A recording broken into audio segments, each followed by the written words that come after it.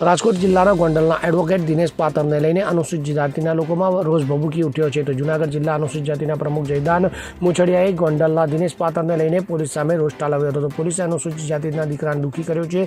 તો તેમની સામે આગામી દિવસોમાં ગોંડલમાં બાઇક રેલી સાથે 1 લાખ દલિતોનું સંમેલન યોજવાની એમના દ્વારા જાહેરાત કરવામાં આવી છે. તો સૌરાષ્ટ્રના અનુસૂચિત જાતિના આગેવાનો સાથે બેઠક યોજીને આગામી દિવસોમાં તારીખ નક્કી કરીને આ રેલી યોજવામાં આવનાર છે. તો અનુસૂચિત જાતિના પ્રમુખે ગોંડલના ધારાસભ્યના પરિવાર સામે પણ રોષ વ્યક્ત કર્યો છે. તો અલ્પેશ કથરેના આગમન સમયે થયેલ તોડફોડ મામલે પણ અનુસૂચિત જાતિના પ્રમુખે ચીમકી ઉચ્ચારી હતી. જય ભીમ, નમો બુદ્ધાય મિત્રો. હું જયદાનભાઈ મુછડિયા, જિલ્લા પ્રમુખ સમસ્ત અનુસૂચિત જાતિ સમાજ જૂનાગઢ જિલ્લા. આપણે સૌ જાણીએ છીએ તે પ્રમાણે ગોંડલનું હમણાં વાતાવરણ ખૂબ ગરમ છે અને આપણા રાજુભાઈના દીકરાનું અપહરણ થયા પછી ગોંડલમાં જાણે કે સિઝન એવી હોય એ ટાઈપનું વાતાવરણ છે. મારે આપ સૌને દુઃખ સાથે કહેવું છે કે આપણા એડવોકેટ દિનેશ પાતર ને પોલીસે 2 ગુનામાં આરોપી બનાવી દીધા છે અને દિનેશભાઈના કાલે જામીન થયા છે. કાલે રાતે મારી એમની સાથે વાત થઈ છે અને એમને ખૂબ જ પાણી પીવડાવીને એટલા ટોર્ચર કરવામાં આવ્યા છે પીઆઈ પરમાર અને વડોદરા દ્વારા કે જાણે દેશમાં કાયદો વ્યવસ્થા ન્યાયતંત્ર કંઈ હોય નહીં અને જાણે ગોંડલના અમુક કહેવાતા ધારાસભ્યોને એનો પરિવાર છે એ જ સર્વે હોય એ રીતે આખું વાતાવરણ ખડું થઈ ગયું છે. એટલે અમારા દીકરાને તમે દુઃખી કર્યો છે તો અમે તમને જવાબ આપશું.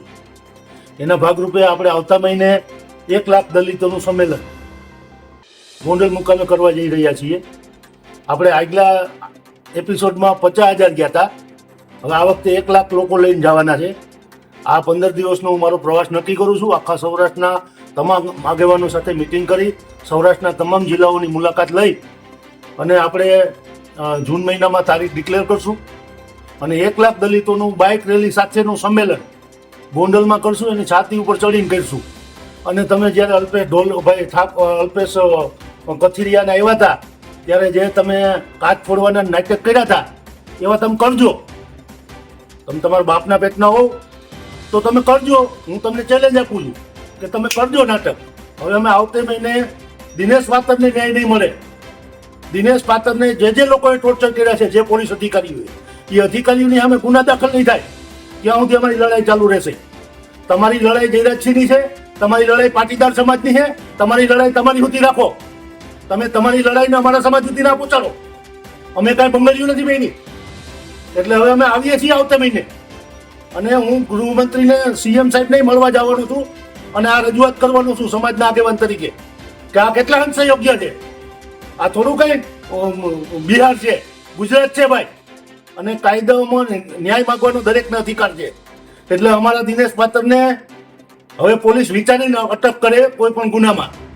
અને રાજકોટ રૂરલની પોલીસને 2 હાથ જોડીને કહું છું કે મર્યાદામાં રહ્યો, મર્યાદાની બહાર ના જાઓ. બાકી દેશમાં સુપ્રીમ છે, હાઈકોર્ટ છે અને અહીંયા પછી કોઈ છે ને વાયરાડો કપાઈઓ મૂકવા આવતું નથી. જેથી તમારી ઉપર આવશે ને તેથી બધા ઊંચા હાથ કરશે. એટલે જે તમે ચાપલુસી કરતા હો કે એના તલવા ચાટતા હો તો મર્યાદામાં ચાટો, કાયદાની મર્યાદામાં રહે. તમે પોલીસ છો એ ભૂલી ના જાઓ. તમે એક બંધનથી બંધાયેલા છો એ ભૂલી ના જાઓ. કાયદાની મર્યાદા તમે ભૂલી ના જાઓ. બાકી તમને તમારો જયરાજસિંહ કે તમારો ગણેશ ક્યાંય બચાવવા નહીં આવે. કાયદો જ્યારે શસ્ત્રો ઉગામશે ને ત્યારે ઘેર બેહવાનો વારો આવશે.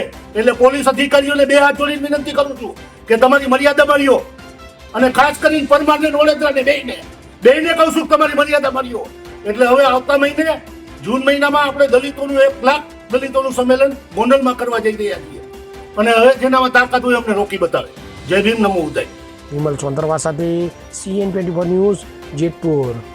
હવે જુઓ દેશ દુનિયાની તમામ ખબરો તમારી આંગળીના ટેરવે.